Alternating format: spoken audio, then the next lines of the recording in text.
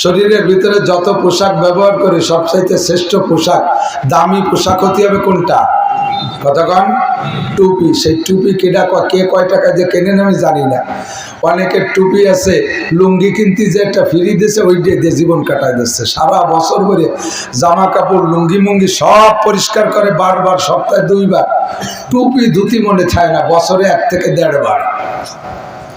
টুপির ভিতরে এত ময়লা আর এত তিলিয়া, আর টুপিটার দামও এরকম 6 টাকা, 3 টাকা, 5 টাকা, 2 টাকা। ঠিক কি ঠিক না? আর একটা পোশাকও পরে আর এক জায়গা, সেটার দাম মেলা যথেষ্ট। জাঙ্গিয়া 500 টাকা দিয়ে কেনে, জাঙ্গিয়া পরে কোন জায়গা পাশায় না, কথা কয় না। মোজা কেনে পরে পায়, সেটাও 500, 700, 1000 টাকা দিয়ে কেনে। তো টুপিটা সবচাইতে উপরে থাকবে, সবচেয়ে দামি পোশাক। এইটা কেনে কম দাম দিয়ে, জাঙ্গিয়া কেনে বেশি টাকা দিয়ে। কেনার সময় ভুল হয়ে গেছে বিদায়, ব্যবহারের সময় ঠিক করলে হবে নাকি? যা ভুল হয়ে গেছে, টুপি জাঙ্গিয়ে বেশিটা যে কিনে ফেলাইছি, জাঙ্গিয়ে মাথায় দিয়ে নামাজ পড়বো। এর কি আদব হবে না বেয়াদবি হবে? কথা কর না কে? বেয়াদবি হবে। কেনার সময় জানে যে জায়গার জন্য কিনছি, ব্যবহারের সময় তাকে সে জায়গার জন্য ব্যবহার করতে হবে। তবে টুপিটা হতে হবে সবচাইতে দামি, ঠিক কিনা? এর নাম আদব। এর নাম কি? আদব। নাক মুখ মোছার জন্য গামছা, এটা দস্তারখান না। অনেক সময় কোনো বাড়ি যে যদি দস্তারখান খুঁজে না পাই, চট করে একটা গামছা বিছিয়ে যায়। আবার গামছা সম্পর্কে এসে গেলে ধরে একটু কয়ে যায়, আমি আমার গামছা সাথেই রাখি। এমনি আমার পোশাক আশাকের বরাদ্দ কোনো কালেই নাই, তার মধ্যে আমি গামছাটা সাথে রাখি। অজু মুছতে গেলে একজনের কাছে গামছা চাইলে সে একটা গামছা দেয়। গামছার স্বভাবই হল, মানুষের স্বভাবই হলো গামছা ব্যবহারের সময় আগে ধরেই নাক মোছে, এরপরে আশেপাশে। তা আপনার নাক মোছা পাকা পাকা মাল, এর ভিতরে কানিক লাগানো রয়েছে। আমার অজু মুছতে ওইটা দেশেন, আমি অন্ধকারে ধরেই মুছে ফেলাইছি, সারা মুখ ভরে ক্রিম মায়া গেছে। তালিকান কি অবস্থা হবে? কাজেই আমি অন্যের গামছা যে ব্যবহার করি না, আমারটা আমি সাথেই রাখি। বয়ান করছি মাঠে, সুন্নতের বয়ান। বয়ানের পরে রাতের বেলা খানা খাইতে গেছি বাসায়, যাওয়ার পরে টেবিল দেশে খাইতে। আমি বললাম, ভাই চেয়ার টেবিলে বসা সুন্নতের খেলাম, আমাকে একটু দস্তারখান দেন। বাড়ি বই রে দস্তারখান, সে খান সামনে খুঁজেই পাচ্ছে না কোনো জায়গায়। অবশেষে গামছা খানে বিছিয়ে দিয়েছে। কোলের কাছে যে জায়গা প্লেট রাখছি, যেখান থেকে খাবার পড়বে, দস্তারখান তো এই জন্য বিছানো যে খানা পড়লে যাতে তুলে খাওয়া যায়, ভালো জায়গা তুলে খাওয়া যায়। যে জায়গা খানা পড়বে প্লেটের থেকে, হাতের থেকে, দেখি যে সেই বরাবর কে যেন নাক মুছে একেবারে লাল লাল খানি গিয়ে মাথায় রেখে দিচ্ছে। আমি কে গামছা সরান দস্তারখান। এই জন্য এটা বেয়াদবি হয়েছে, গামছা দস্তারখান না। হযরত সাহেব মহল্লি আদব, যা যেখানে রাখা দরকার তাকে সেখানে রাখার নাম আদব। মসজিদে যে দেখে ইমাম সাহেব পাগড়ি করে নামাজ পড়তেছে, মুসল্লি একজন কয়, হুজুর এত বড় গরমের মধ্যে মাথায় এই মোটা কাপড় বাঁধছেন কে? কয়, বাবা এই পাগড়ি কাপড় বাঁধতে পড়লে, কাপড় বাঁধতে পাগড়ি করে নামাজ পড়লে নামাজের সব 70 গুণ বেরিয়ে যায়। ও খুশিতে কয়, হুজুর তাহলে আমি কি এতে পারি? আমার কাছে তো কাপড় নাই, লুঙ্গিটা খুলি মাথায় ব্যাস দিয়ে বেঁধে ফেলেন। ওরও কি 70 গুণ নাকি হবে নাকি? লুঙ্গি লুঙ্গির জায়গায় থাকবে, পাগড়ি পাগড়ির জায়গায় থাকবে। কথা বলেন ঠিক না? গানের মজলিসের একটা আদব আছে, সে জায়গা যে যে কায়দায় পারে বসে বসে, সে জায়গা গান শোনে, বাদাম খায়, চানাচুর খায়, বিড়ি খায়, সিগারেট খায়, কেউ ঠেকায় না। ঠিক কি ঠিক না? আর ওয়াজের মজলিসের আদব, কোরআন হাদিসের মজলিসের আদব, তফসিরুল কোরআনের মজলিসের আদব হলো ওয়াজ চলাকালে, তফসির চলাকালে ভিতরে বাদাম, চানাচুর, মোবাইল, পানে জাগর কাটা, এই সমস্যাগুলো করবেন না। এটা মজলিসের আদবের খেলাফ। আদব ঠিক রাখলে আল্লাহ পাক রব্বুল আলামিনের পক্ষ থেকে রহমত আসে। আপনাদের ভিতরে চাহিদা যেমন আসবে, বক্তাদের ভিতর থেকে কথা আল্লাহ পাক সেভাবে বের করে দেবে। কোনো কথা মুখস্থ করে আসেনি, কোনো কথা মুখস্থ করে। এখানে আসার পরে বসছি ফাঁকা জায়গা, আসমান থেকে আসবে, জবান থেকে বের হবে। আল্লামা জালালউদ্দিন রুমি রহমাতুল্লাহ আলাইহি মসনবী শরীফের ভিতরে একটা শের বলেন, ইসুকানশি রাস্তে দর পেস্তানে যা, ইসুকানশি রাস্তে দর পেস্তানে যা, বেকুশন্দা খুশনমি গরদদ রওয়া, বেকুশন্দা খুশনমি গরদদ রওয়া। বক্তাদের জবানের কথা গাভীর স্তনের দুধের মতো। একটা গাভীতে 10 কেজি দুধ দেয়। প্রত্যেক দিন সকালবেলা নির্দিষ্ট টাইমে সকাল 10টার সময় গাভীটাকে দোহন করেন। ওই গাভীটা 10টার সময় দুয়াইলে 10 কেজি দুধ বের হয়।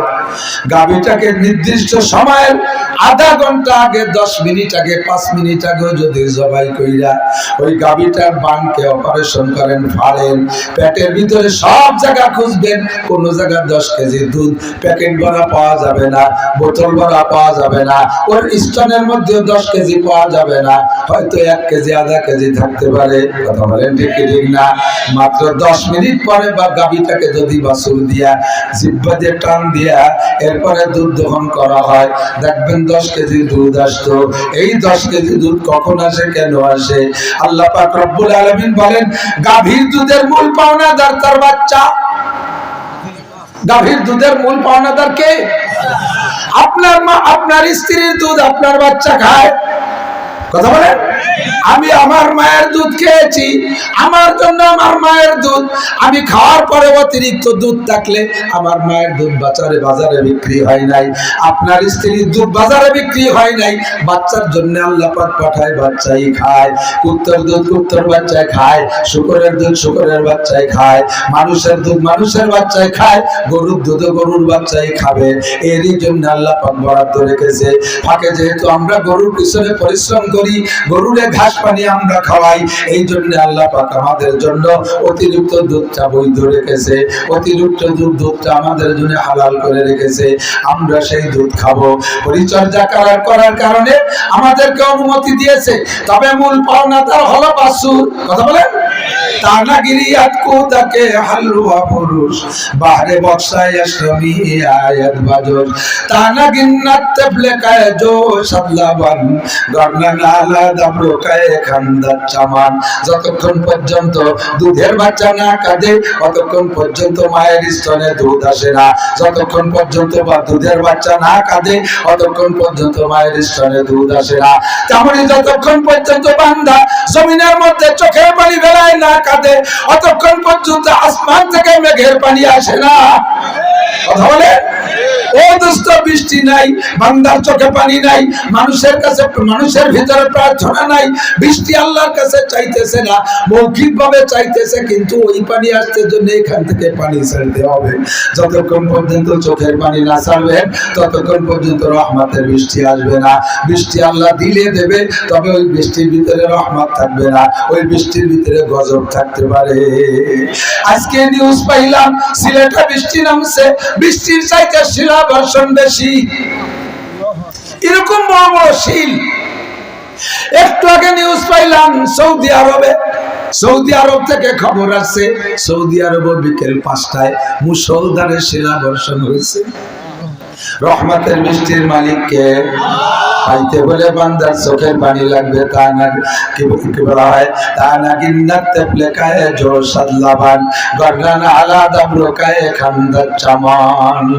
ওই গাভীর বানের স্থানে দুধ আসে কখন আছে? যখন বাছুরের জিহ্বাতে চাটা শুরু করে। আল্লাহ পাক বলেন মিন বাইনি ফারসি ওয়া দামিন লাবানান খালিসা। আগে দুধ ছিল না বান্দা, পেটের ভিতরে কোনো জায়গা বোতল ভরা দুধ নাই, প্যাকেট করা দুধ নাই। বাছুরে যখন জিহ্বাতে চাটা শুরু করে আমি আল্লাহ তখন নগদে রক্ত আর গোবরের মাছ দিয়া, রক্ত আর গোবরের মাছ দিয়া মিন বাইনি ফারাস, ফারাস মানে গোবর আর দাম মানে রক্ত, মিন বাইনি ফারসি ওয়া দামিন লাবানান খালিসা, একেবারে পিওর ফ্রেশ দুধ তোমাদের জন্য পাঠিয়ে দেই। যখন বাছুরের জিহ্বাতে টান শুরু করে। কথা বলেন? বাছুরে যদি জিহ্বাতে না চাটে মায়ের বানে দুধ আসে না। বাছুরে যে যদি মার বান না চাটে, পাছায় চাটে দেয়, মুখ চাটে দেয়, পেট চাটে দেয়, তাহলে কি দুধ আসে? সেম আমরা বক্তারা কোন ওয়াজ মুখস্থ করে আসি না, জিহ্বে ওয়াজ লেখা নাই, মাথার মধ্যে নাই, পেটের মধ্যে নাই, এখানে বসার পরে আসমান থেকে ওয়াজ আসে। আপনাদের চাটাটা যেমন হবে ওয়াজটা তেমন আসবে, আপনারা যেমন চাটবেন ওয়াজ সেরকম আসবে।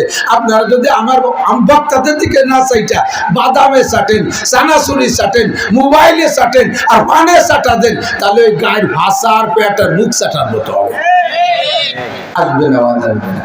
আল্লাহ পাক আমাদেরকে 3 দিনের মাহফিল এভাবে নীরব নিস্তব্ধ চাতকের মতো বসে শোনার শেখার তৌফিক দান করে বলেন আমিন।